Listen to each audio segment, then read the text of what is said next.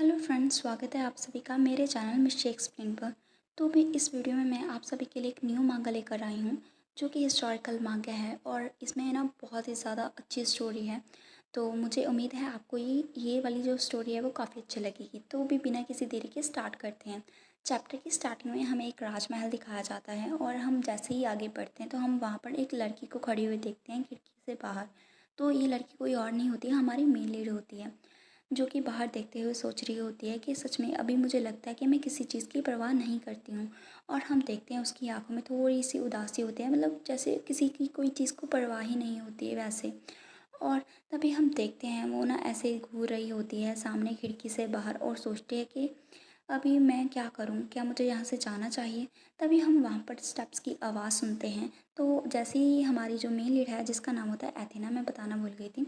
तो एथेना है ना, वो पीछे मुड़ के देखती है तो वहाँ पर ना एक लड़का आता है गेट खोल के, जो कि इस राज्य का एम्परर होता है। तभी हम देखते हैं जो एम्परर है उसके चेहरे पे साफ साफ लिखा होता है कि वो पूछना चाहता है हमारे एथेना से कि तुम कहाँ जा रही हो। और तभी हमें पता चलता है इसका नाम होता है कार्ल कार्ल इक्विमेंट। इक्विमेंट उसका सरनेम है, जो ये एम्पायर है वो इक्विमेंट है। तभी हम देखते हैं जो कार्ल है ना, उसे हमारी जो मेन लीड है एथेना वो देख रही होती है, उसकी गोल्डन आइज से उसे घूर रही होती है और उसके ब्लैक एयर होते हैं जो कि काफ़ी यूनिक माने जाते हैं यहाँ पर। तभी जो कार्ल है ना उससे बोलता है कि तुम कहाँ जा रही हो। तभी एथेना ना साइड पे अपना फेस करती है और कोई आंसर नहीं देती। तभी जो हमारा एम्परर है कार्ल, वो उसके नज़दीक जाता है और उससे बोलता है मैंने तुमसे क्या पूछा है, मैंने तुमसे एक क्वेश्चन पूछा है, क्या तुम मुझे आंसर नहीं दे सकती कि तुम कहाँ जा रही हो। और वो उसे पकड़ लेता है। तभी हम देखते हैं जो एथेना है ना वो अपनी गोल्डन आइज से कार्ल को घूरती है और टर्न हो जाती है। वो उसका आंसर नहीं देना चाहती, वो इस लड़की से बिल्कुल भी बात नहीं करना चाहती है। तभी जो कार्ल है उसका जो हाथ है उसे पकड़ लेता है। तभी फिर वो बोलता है मतलब उससे कि क्या तुमने फाइनली डिसाइड कर लिया कि तुम उसके पास जाना चाहती हो। तभी जो एथेना है वो उसका आंसर नहीं देती। फिर वो फिर से बोलता है तुम वहाँ पर जा रही हो ना उसके पास, तुम लियोन के पास जा रही हो। तो यहाँ पर हमें पता चलता है कि उन दोनों के बीच में कोई और भी है जिसका नाम है लियोन। और जो कार्ल है वो उसे बोल रहा होता है कि तुम मुझे छोड़ के लियोन के पास जाना चाहती हो। तभी जो एथेना है वो सोचती है कि इसे अभी तक नहीं पता चला कि मोस्ट इम्पॉर्टेंट थिंग क्या है। और फिर वो उसे कुछ भी नहीं बोलती और अपने हाथ को झटकती है ताकि वो उससे साइड हो सके। फिर वो उसे बोलती है कि मैं कहीं भी जाऊँ उससे तुम्हें क्या फ़र्क पड़ता है।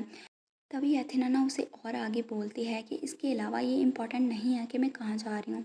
इम्पॉर्टेंट थिंग ये है कि मैं तुम्हें और ज़्यादा स्टैंड नहीं कर सकती, मैं और ज़्यादा तुम्हारे साथ नहीं रह सकती। तभी जो कार्ल है उसे बोलता है कि तुम मेरी एम्प्रेस हो, तुम ऐसे कैसे मेरी साइड को छोड़ के जा सकती हो, अगर तुमने ऐसा किया तो तुम जाओगी कहाँ। तभी जो हमारी एम्प्रेस होती है यानी कि हमारी एथेना, वो वहाँ पर स्माइल करती है और बहुत ही ज़्यादा हंसी वहाँ पर गूंजने लगती है क्योंकि वो अभी बस थक चुकी होती है। तभी वो कार्ल है ना उसे देखता है और तभी एथेना उसे बोलती है एम्प्रेस तुमने क्या कहा। और फिर वो उसे बोलता है तुमने खुद ही मुझे डिथ्रोन कर दिया था, क्या तुम्हें याद नहीं है। तभी हम देखते हैं उसकी आंखों में बहुत ही ज़्यादा सरोगेट लुक होता है क्योंकि उसे बिल्कुल भी अच्छा नहीं लगता कार्ल अब। तभी जो कार्ल है उसे देखने लगता है, उसके पास कोई आंसर नहीं होता कि वो उसे क्या कहे। तभी एथेना उससे बोलती है कि ये इस तरह से बहुत ही ज़्यादा अच्छा है और यही हमारे दोनों के लिए अच्छा होगा। तभी कार्ल सोचता है कि बस ये कहना बंद करो और कुछ भी मत बोलो। मतलब वो यहाँ पर खुद को कंट्रोल कर रहा होता है। मुझे लगता है कि अभी कार्ल को एहसास हो जाता है कि उसने एथेना को जो डिथ्रोन किया था वो उसकी सबसे बड़ी गलती है। तो अभी ना ये जो स्टोरी चल रही है वो प्रेजेंट की चल रही है। तो पास्ट में इन सभी के बीच में क्या हुआ था, कार्ल और हमारी एथेना के बीच में क्या हुआ था, वो हम नेक्स्ट जो पार्ट है इसी वीडियो में आएगा वहाँ पर देखेंगे। तभी हम देखते हैं जो एथेना है ना वो उससे बोलती है कि अगर मुझे डिथ्रोन नहीं भी किया जाता तब भी मैं यही कहती, मुझे तुम्हारे साथ नहीं रहना और मैं यहाँ से तुम्हें छोड़ के जा रही हूँ। और उसे देखने लगती है और इसके अलावा मैं तुम्हारी साइड में नहीं रहना बर्दाश्त कर सकती। तो उस पर कार्ल कुछ भी नहीं बोलता। फिर जो हमारी एम्प्रेस है वो फिर से बोलती है मैं अपने जो एम्प्रेस का टाइटल है उसे अभी हटा रही हूँ, मुझे नहीं बनना तुम्हारी एम्प्रेस। तो उसकी बात सुन के ना जो कार्ल है वो वहीं पर खड़ा रह जाता है और कुछ भी नहीं बोल पाता। तो हमारा वो सीन है ना वहीं पे कट हो जाता है और हम नए सीन पे आते हैं। वहाँ पर बहुत ज़्यादा जो कैरेजेस हैं और घोड़ा गाड़ियाँ जा रही होती हैं। तभी हम देखते हैं जो घोड़ा गाड़ी है ना उसके बीच में बैठी होती है हमारी प्यारी एम्प्रेस जिसका नाम होता है एथेना, आप सभी को पता ही है। और वो उसने ना कपड़े दूसरे पहने होते हैं जो घुड़सवारी के होते हैं। तभी हम देखते हैं वहाँ पर हमें उसका नाम भी पूरा बताया जाता है कि उसका नाम एथेना कटोर है। तभी एथेना ना वो वहाँ पर बैठी होती है आराम से और अपना जो स्टाइल है वो मार रही होती है। तभी हमें थोड़ा बहुत एथेना के बारे में और बताया जाता है। जो एथेना है ना वो बहुत ही ज़्यादा अमेजिंग है। वो जो टाउन्स है ना उन्हें अकेले ही नष्ट कर सकती है। तो यहाँ पर टाउन की बात मैं बता दूँ, यहाँ इस स्टोरी में ना आसमान से बहुत बड़े बड़े टावर्स हैं ना वो गिर रहे होते हैं, और अगर उन्हें वक्त पे नहीं कंट्रोल किया जाता तो वहाँ पर उन्हें मुसीबत हो सकती है। जहाँ पर जो लोग हैं ना उन्हें मुसीबत हो सकती है, वो उनके नीचे दब सकते हैं। इसके अलावा जो एथेना है ना वो बहुत ही ज़्यादा अमेजिंग क्राउन प्रिंसेस है, मतलब क्राउन प्रिंसेस थी। और अभी हमें बताया जाता है कि एक मैरिज भेजा जाता है एम्परर इक्विमेंट्स की ओर से, जो कि मैरिज प्रपोजल होता है हमारी एथेना के लिए। तभी हम देखते हैं वहाँ पर उसकी जो मदर है ना एथेना की, वो उसे बहुत ही रूडली बोलते हैं कि मैं चाहती हूँ कि तुम उसकी एम्प्रेस बन जाओ। तभी उसकी बात सुन के ना मदर की एथेना कुछ भी नहीं बोलती। फिर वो उससे बोलती है थोड़ी देर बाद रुक के कि क्या मेरी प्रेजेंस आपको एंशियस फील करवाती है, क्या अभी आप मुझे यहाँ पर रहना बेयर नहीं कर सकते।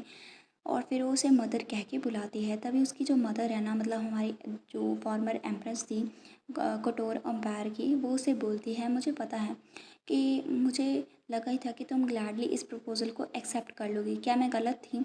तो एथेना उसकी बात सुन के उसे कुछ भी नहीं बोलती, और क्योंकि उसके पास कुछ बोलने को बचा ही नहीं था, क्योंकि उसकी मॉम ज़बरदस्ती कर रही थी उसके साथ। तभी उसकी जो मॉम है उसके पास जाती हैं और उससे बोलते हैं कि क्या तुम्हें कभी उस दिन का रेग्रेट नहीं होता। तो यहाँ पर हमें पता चलता है कि उन दोनों का कोई सीक्रेट है, जिसकी वजह से उसकी जो मदर है हमारी एथेना को ब्लैकमेल करती है। तभी जो एथेना की मदर है ना वो उसे बोलती है कि उस दिन अगर तुम तुम्हारी ये जो छोटा भाई है उसे मरने देती ना, तो आज तुम्हें ऐसी नौबत नहीं देखनी पड़ती, तो आज तुम यहाँ कटोर एम्पायर की एम्प्रेस होती। तो उसकी बात सुन के ना जो एथेना है उस वो थोड़ा शॉक हो जाती है। फिर वो उसे बोलती है ये बस बहुत हुआ, आप ऐसा कुछ भी नहीं कह सकती है मेरे भाई के बारे में। तभी जो मदर है ना वो उसे बोलती है कि एडल, वो उसे एडल भी कभी कभी बुलाती है एथेना को। तभी वो उसे बोलते हैं कि लूशियो तुम्हारा ओनली सिबलिंग है, क्या तुम उसे कुछ ओ नहीं करती हो। तभी जो एथेना है वो उस पर कुछ भी नहीं बोल पाती है। और फिर वो उसकी मदर फिर से उसे बोलती है मुझे पता है कि तुम हमेशा से उसके साथ लॉयल रही हो, लेकिन तुम्हारे फ्यूचर के बारे में क्या, तुम्हारे फ्यूचर चिल्ड्रन के बारे में क्या। तभी जो एथेना की मदर है वो उसे बोलती है कि अभी लोग तुम्हें सपोर्ट करते हैं, क्या वो फिर से सेम ही फील करेंगे अगर उन्हें उस दिन की सच्चाई पता चल गई। अभी तुम भी हेजिटेट कर रही हो तो उन लोगों का क्या।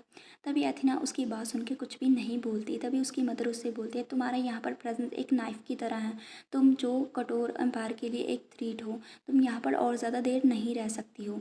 तभी वो उसे बोलता है कि एम्पायर के सेक के लिए तुम्हें तुम्हें यहाँ से छोड़ के जाना होगा, और तुम्हारे ब्रदर्स के लिए तुम्हें यहाँ से जल्दी जाना होगा।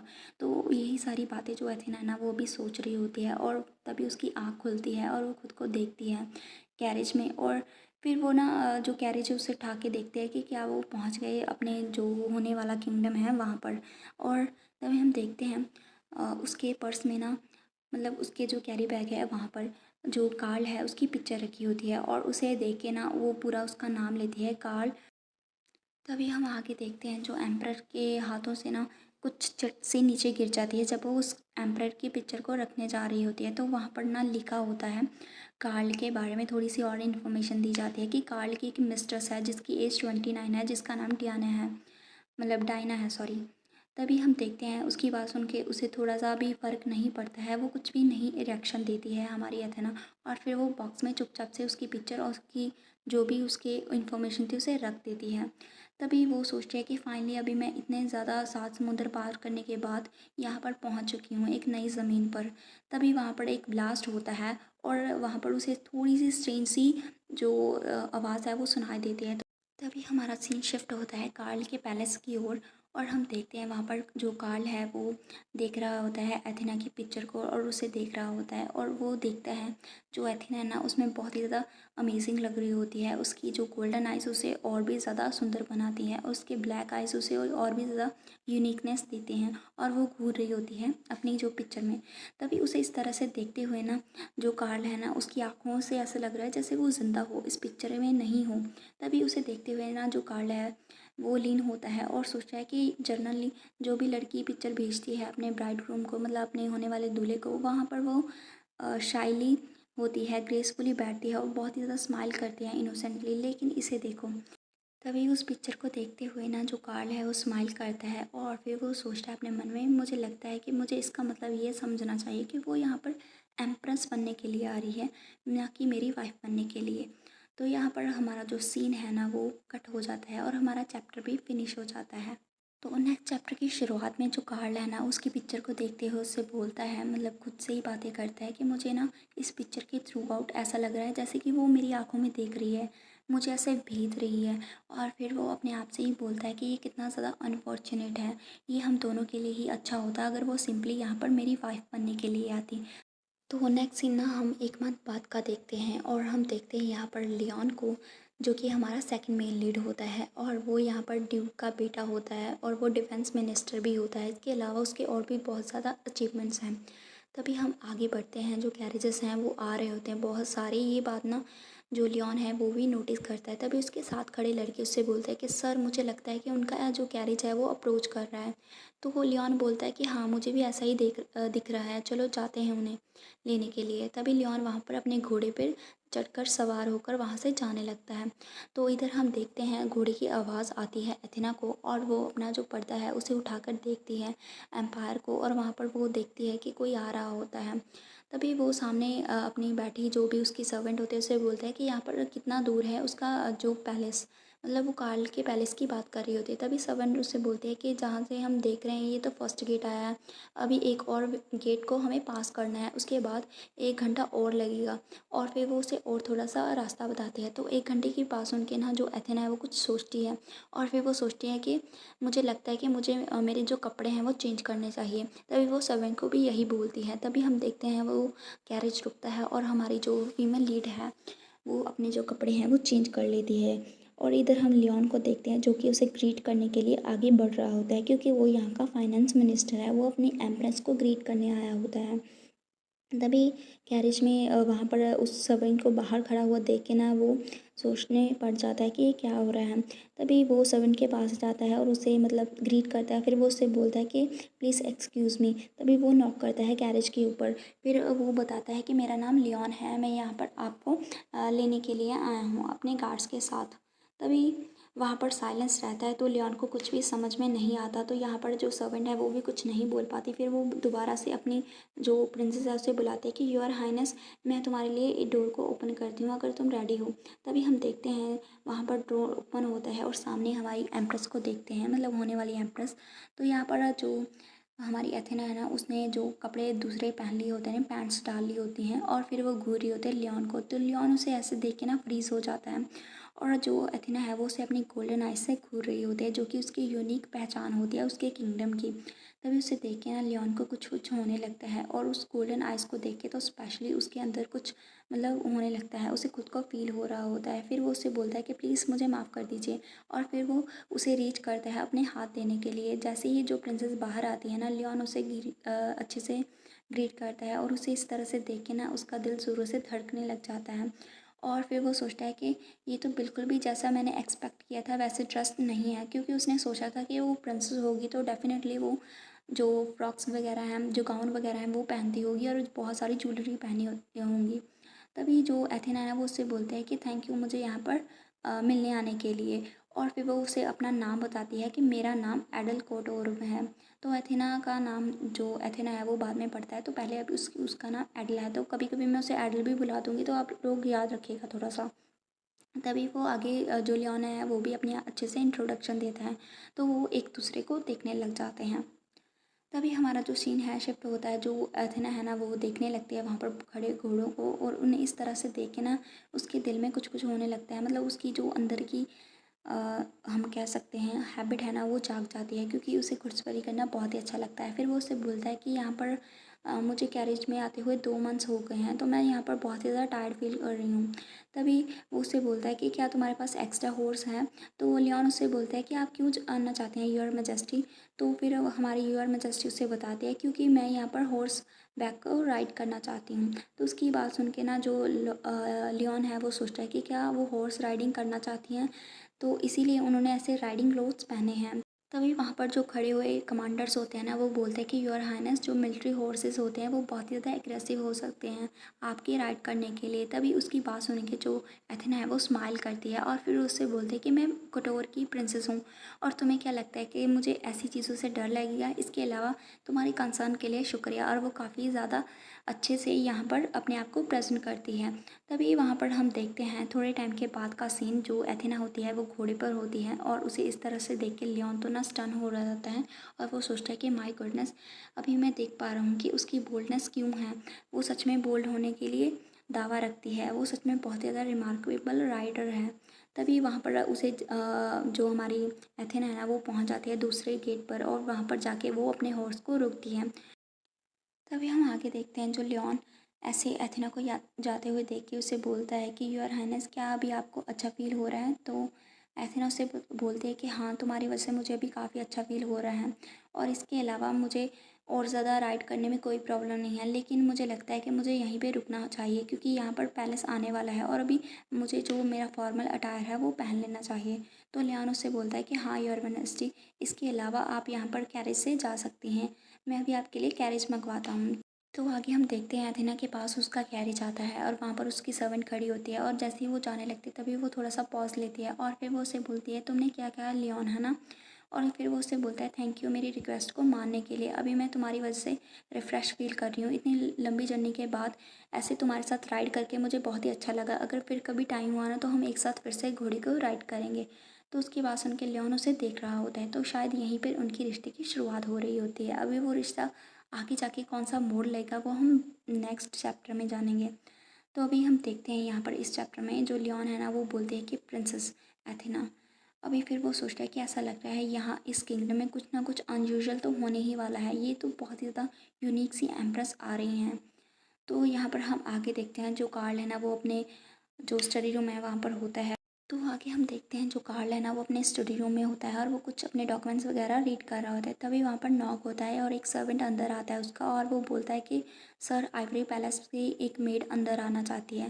तभी वो मेड अंदर आती है उसकी परमिशन लेके और फिर वो कार्ल पूछता है कि अभी क्या हुआ है? तो वो मेड उससे बोलती है कि यहाँ पर जो आइवरी पैलेस की मास्टर है ना वो अभी आपको देखना चाहती हैं योर मैजेस्टी। तो उसकी बात सुन के जो कार्ल है ना वो उसे सर हिलाता है। तो जो ये वाला खूबसूरत सा पैलेस है ना वो आइवरी पैलेस है, जो यहाँ का सबसे खूबसूरत पैलेस है। तभी हम देखते हैं यहाँ पर एक लड़की को और उसके सामने बहुत ज़्यादा ज्वेलरीज रखी होती हैं। ये लड़की डायना होती है जो कि एम्परर की मिस्ट्रेस होती है, इसकी गोल्डन हेयर और ब्लू आइज़ होती हैं। तभी वहाँ पर डोर पे नॉक होता है, वो पीछे मुड़ के देखते हैं तो वहाँ पर कौन होती है? वहाँ पर एक गोल्डन हेयर की लड़की होती है जिसकी डीप वॉयलेट आइज़ होती हैं। तो ये डचेस होती है और इसका नाम एलिसा है। इसके अलावा ये करंट एम्परर की ओल्डर हाफ सिस्टर हैं। तभी डायना उसे देखती है और उससे बोलती है कि डचेस, आपका यहाँ पर वेलकम है, लेकिन आप यहाँ पर क्या कर रही हैं आइवरी पैलेस में? तभी जो एल्सा है वो इधर उधर देखती है और उससे बोलती है कि इस सब का मतलब क्या है? क्या ये सभी एम्परर की ओर से आए हैं या फिर तुम यहाँ पर रॉयल फैमिली के ऊपर रिलाई कर रही हो फिर से? क्या तुम्हें इन सभी चीज़ों के लिए परमिशन लेने की ज़रूरत नहीं है? क्या तुम्हें ऐसा लगता है? तभी जो वो लड़की है ना डायना वो बोलती है ऑफ कोर्स नॉट, मैं ऐसा कुछ भी नहीं कर रही हूँ, मैं तो सिर्फ जहाँ पर एम्प्रेस के आने के लिए जो क्राउन है उसे चूज़ करने की कोशिश कर रही हूँ। तभी ऐसा उसे बोलते हैं कि क्या तुम क्राउन को चूज़ कर रही हो?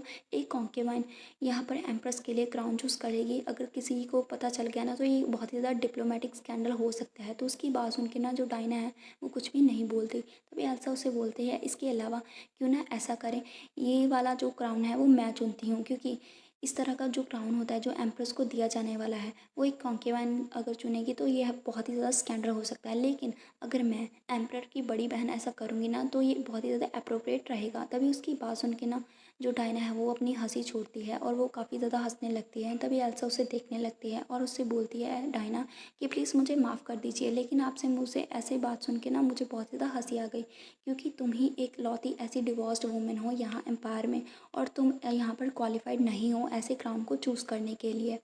तभी जो वो लड़की है ना डायना, वो उसका और ज़्यादा मजाक उड़ाती है। और उसके अलावा तुम्हें पता है ना कि यहाँ पर एम्पायर में डिवोर्स वूमन ऐसे ऑफिशियल मैरिजेस में पार्टिसिपेट नहीं कर सकती। तभी एल्सा उसकी बात सुन के उसके गुस्सा हो जाती है और उससे बोलती है कि तुम बेवकूफ़ लड़की, तुम एक मेयर लड़की। तभी वो उसे मतलब और ज़्यादा चिल्लाने लगती है। तो वो जो डायना है वो भी खुद को कंट्रोल करती है और कुछ भी नहीं बोलती। तभी हम देखते हैं वहाँ पर जो एम्प्रर है कार्ल, उसकी एंट्री होती है और वो बोलता है कि इन सभी का मतलब क्या है। तो यहाँ पर हमारा जो चैप्टर है वो फिनिश हो जाता है। उम्मीद है आपको ये जो चैप्टर है वो अच्छा लगा होगा। अगर आपको जो चैप्टर है अच्छा लगा है और आप नेक्स्ट पार्ट जानना चाहते हैं तो आप मुझे कमेंट में बता सकते हैं। और नेक्स्ट चैप्टर में हम जानेंगे जो कार्ल है ना वो भी किसको डांटने वाला है, अपनी बड़ी स्टेप सिस्टर को या फिर अपनी मिस्ट्रेस को। एंड इसके अलावा जो हमारी होने वाली एम्प्रर एथेना है, क्या उसे इस सभी बातों से फ़र्क पड़ेगा या फिर नहीं, और यहाँ पर रहने से उसकी क्या मुसीबत पड़ने वाली है और क्या नहीं। बाय।